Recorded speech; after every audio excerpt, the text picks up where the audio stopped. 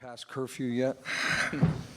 I mean, it's a pretty simple game when you give up 90 points to their starters, 56 points in the paint, and 17 offensive boards for 28 points. That's a tough way to try to win a game. Give them credit. You know, Jonko was great the other night, bounced back from their other game, but we didn't control really any of those three players that scored. But the rebounding was a huge concern. And, you know, when Elena went out, I thought that she did a terrific job in game one on Jonko on the boards, and that went out the door. So we got to do it the hard way. Questions? Mike, last row to your left. Hey, Mike, Gene Wong, Washington Post. Is there an update on Elena's status that you know of at the moment? She's going to get an MRI tomorrow on her back.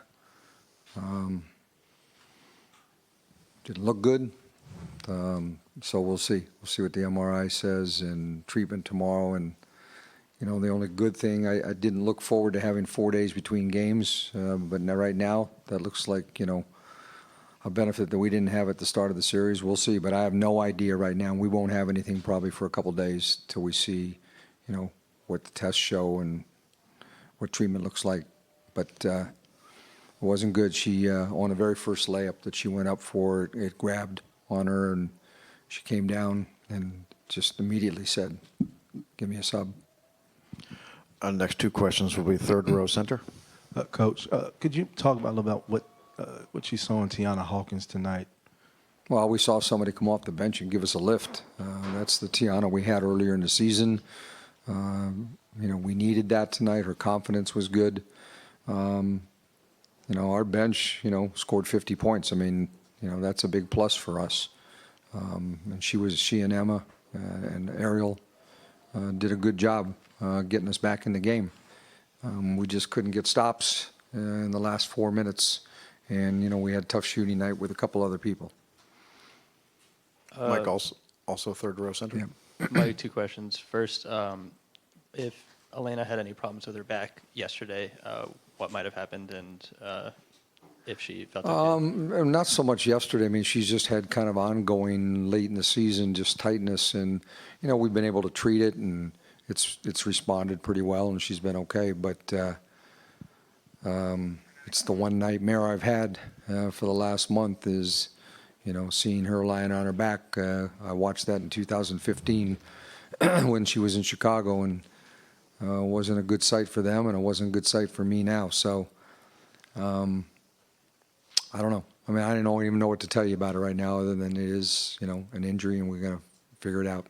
The second question is, Alyssa Thomas has played the full 80 minutes, and I've seen that you've thrown a bunch of different looks at her, but she's had her way in the paint. What's the way to stop her? She's a bully in the paint, and, you know, she's learned that that's her game. She has a pretty incredible touch for a player that just, you know, kind of floats it up there, and the ball bounces around and goes in a lot for her. It's something that she's perfected. Some of it's come because of her injuries. She's had to learn to do things a little differently. But it's, you know, frustrating that somebody at that size is outworking people because she gets tips. You know, she can't even fully extend, and she's still getting offensive rebound tips. That's sheer will right now. And the question, you know, for my team is, do you want to match that to win on Sunday, or do you want to give in? And you know, right now, today, their will was greater. They came out with a great sense of purpose. I thought we got deflated a little bit when Elena went out, and it took us too long to recover from that and say, okay, we can still win this. I commend us for, you know, getting back in the game. But the ending then was frustrating because it looked a lot like the second quarter. Mike, second row to your left. Coach, after game one, you had said that some things needed to be fixed, that they were fixable. After tonight's game, outside of... I got a lot to fix after tonight. Okay. Rebounding being one. That would be the first place to go. I thought we let Courtney Williams get off to a good start again, and we need to look at how we defend her a little better. I thought we pressured her a little bit better today, but she still made some tough shots. I mean, they made some threes with a hand in their face, and give them credit too. Part of it sometimes isn't what you do, it's how well they play too. And, we didn't play our best basketball, but they played their best basketball tonight. Mike, standing to your right. Coach, I know you were able to, with Elena in game one, you were able to throw 3 bigs at them at times. How much of not being able to do that do you think impacted that battle on the glass in particular? I think it impacts it. I mean, Elena herself is one of the better defensive rebounders in the league. The other night, you're not going to hold Jonquil off the whole series, but she got 0 in that game. And if you watch the tape, Elena was almost textbook in her blockouts on Jonquil. Tonight, I thought we were trying to rebound with our head under the rim, and you don't get very many defensive rebounds that way. If you're pushed under and you're standing, you're basically having to reach behind you to rebound. That's not a good position to be in. And I thought that was, we played the big lineup a little bit differently with Emma and Tiana and Toya, but it's just a different. You took the MVP out of the lineup. It's different.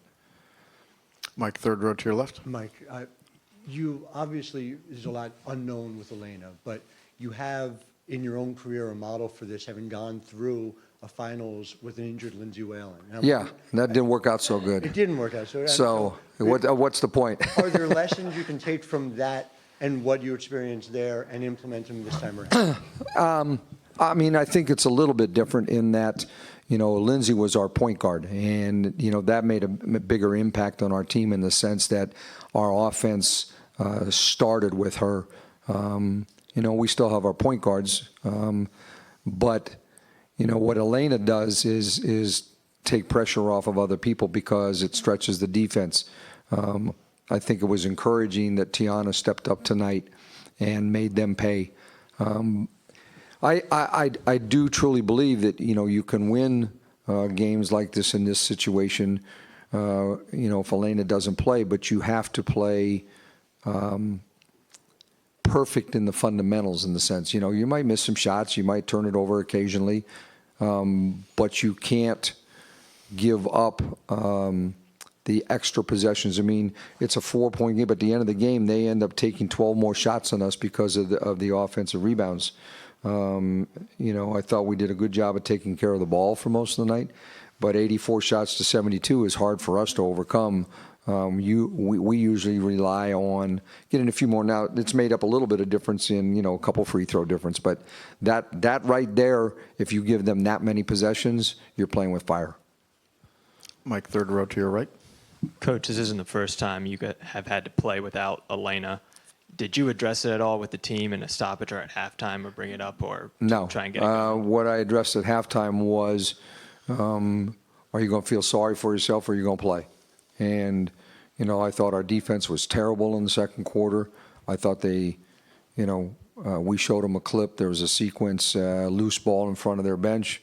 They hustled for it. Alyssa Thomas dove and saved it from going out of bounds.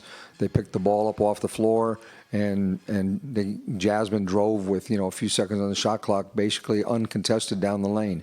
And it was that sort of thing that, we talked about at halftime, is that, it doesn't matter who's out there right now. Do you want to make a defensive effort? And we came out and did that, in the third quarter. We held them to 17 points in the third quarter, and we looked like our Mystics team defensively. But we couldn't sustain it at the end, and I left people out there a long time, but they did too. And at the end, Jonquil Jones came in and made a difference when the game was close, when they brought her back in. Mike, thank you. All right, thanks.